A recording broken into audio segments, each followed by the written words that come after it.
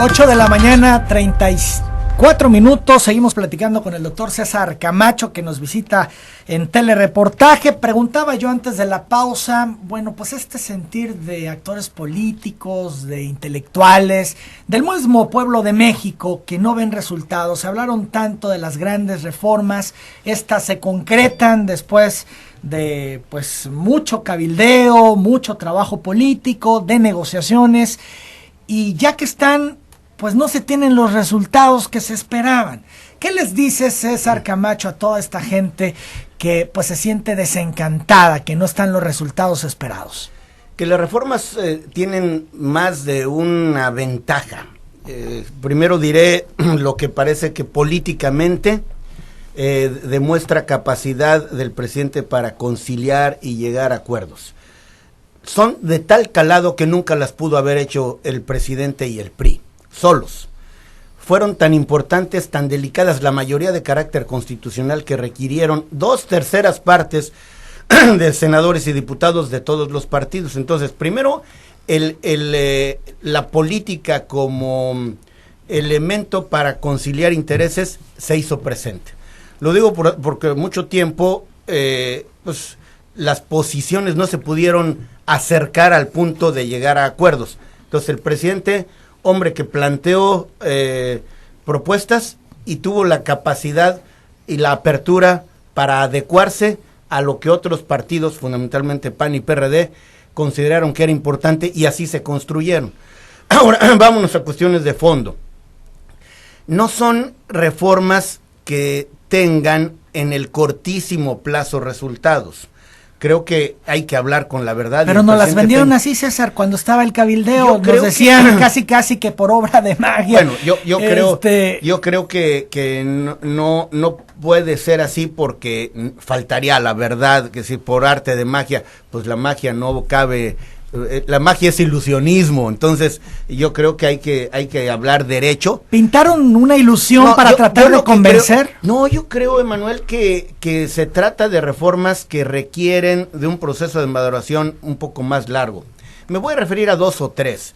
Primero, la economía no solo de México, sino del mundo, está en momentos muy difíciles. El precio del petróleo en niveles bajísimos, cosa que controla un mercado fuera del alcance de la mano de quien sea, inclusive de los países más poderosos del mundo. Luego, la cotización del dólar, la paridad, el precio del dólar, que se fue al cielo. Si no hubiera habido reforma hacendaria, el país estaría en crisis. Hoy estaría peor la crisis, claro, porque sí. Estamos viviendo una crisis. Es correcto, tienes razón, estamos viviendo un momento crítico. Bueno, la nave hubiera encallado, no encalló gracias a esto. La reforma energética, y estoy hablando de un estado al que le resulta especialmente sensible esta reforma. Los recursos naturales son recursos de los mexicanos, entonces de poco o de nada nos sirve si no los aprovechamos, y si tenemos las manos atadas que nos impiden aliarnos con quienes no solo tienen capital, tienen, diríamos, el expertise, sino tienen hasta las patentes, que por cierto no rentan, no prestan, no venden, solo pueden ponerlas a la disposición si se asocian. Hoy Pemex está viviendo un momento verdaderamente difícil. Igual, si no hubiera habido reforma energética, Pemex estaría en crisis. Dramático lo que estamos viviendo en Tabasco por el tema petrolero. Justamente. Los despidos están a la orden del día, no hay inversión, los recortes, en fin. Fíjate que me regalas una gran oportunidad, porque ayer la diputada Gina Trujillo, asociada con la diputada Adriana Ortiz Lanz, que es del estado vecino de Campeche, presentaron justamente un punto de acuerdo para que se impulse la creación de empleos, la generación de actividades económicas alternativas al petróleo y a todo lo relacionado con Pemex, justamente porque estos estados, diríamos que dependen en alta medida de lo que pase con los energéticos. Entonces, es un momento difícil. Pemex vive un reto, un problema de liquidez muy serio, pero no de solvencia. Es decir, Pemex es una empresa productiva del Estado fuerte y robusta, que está teniendo que hacer ajustes. 100,000 millones de pesos anunció el secretario de Hacienda y después lo detalló el director general de Pemex, de 132,000 que entrañan un recorte, un ajuste de carácter general. Insisto, 100,000 de 132,000. Si no hubiera habido, Emanuel, reforma energética, estaríamos en peor circunstancia. Sí, claro, en peor circunstancia. Lo que hay que hacer es hacer ajustes en el trayecto. Hicimos el presupuesto, inclusive las previsiones, pensando en que el precio del barril estaría en $50, está alrededor de los 20, y no obstante que se compró una garantía, bueno, esa también cuesta. Entonces, son factores de fuera y de dentro que han impactado seriamente estas cuestiones, pero pues hay que entrarle. ¿Y eso explica la situación del país que estamos viviendo? Explica una buena parte de la situación del país, y como hay cuestiones sobre las que no podemos tomar decisiones, hay que entrarle como viene. Hay que hacerlo diríamos, con conocimiento técnico, y aquí se requieren financieros, se requieren gente con una gran capacidad para afrontar crisis, y creo que ese es el perfil del equipo del presidente Enrique Peña. El lunes pasado estuvo en este espacio la senadora Laida Sansores.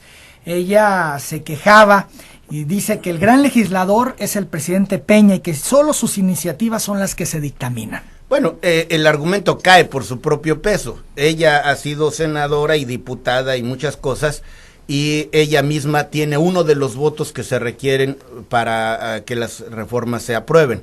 Si el presidente Peña pudiera aprobar las reformas solo, pues otro gallo nos cantara.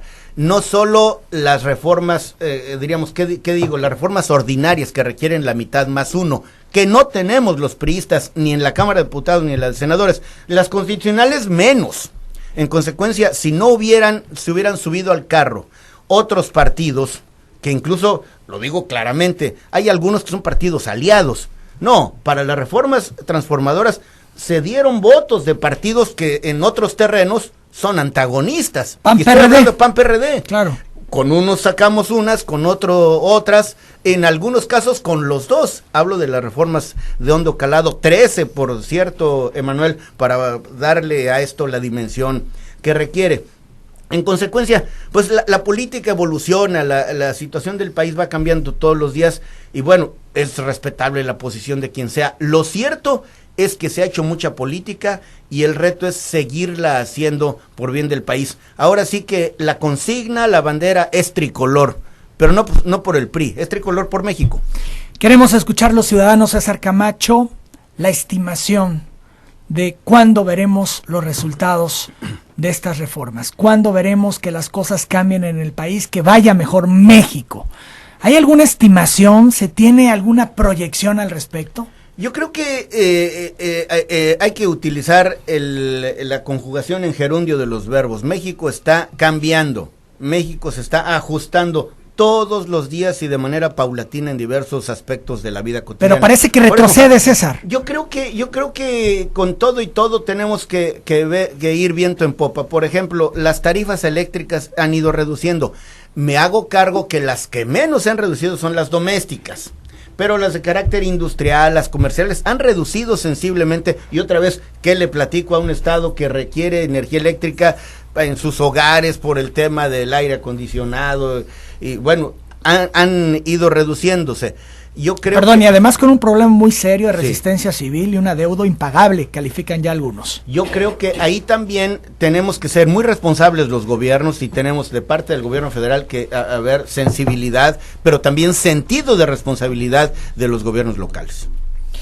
Ahora, es importante conocer directamente de un protagonista muy importante en este país como lo eres, César.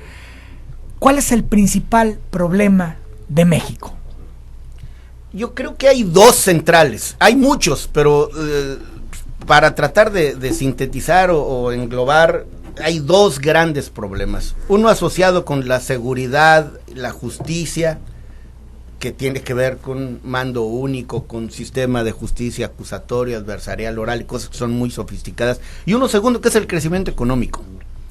digo, hay muchos otros que cruzan transversalmente estos, pero los grandes problemas de México, creo yo, son estos, los desafíos enormes.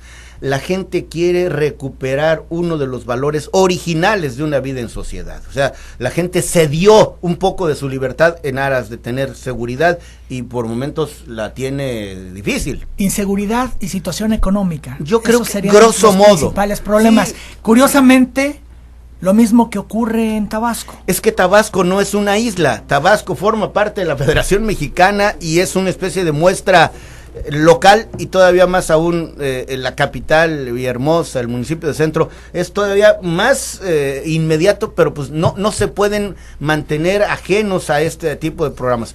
Y por eso, en el caso del crecimiento económico, Emanuel, hay una propuesta, un planteamiento de corto y mediano plazo, que son las zonas económicas especiales, que es uno de los programas, una de las acciones que el presidente Peña ha impulsado, y que por cierto mereció, porque lo cabildeamos duro, el apoyo de prácticamente todos.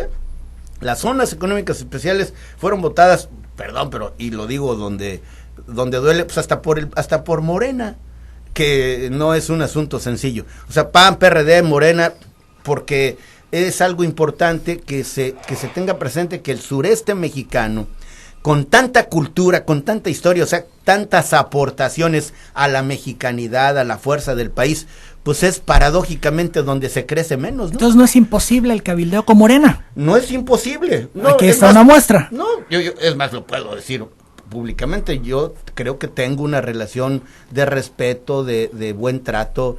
Me atrevería a decir que es lo más cercano a la amistad con Rocío Nale, que es, por cierto, bastante dura cuando se trata de las posiciones centrales, torales de su partido. Enhorabuena, pues este país es plural y diverso. ¿Son radicales? ¿Los calificarías como radicales? Yo creo que tienen temas en los que parece que hay, diría, inflexibilidad.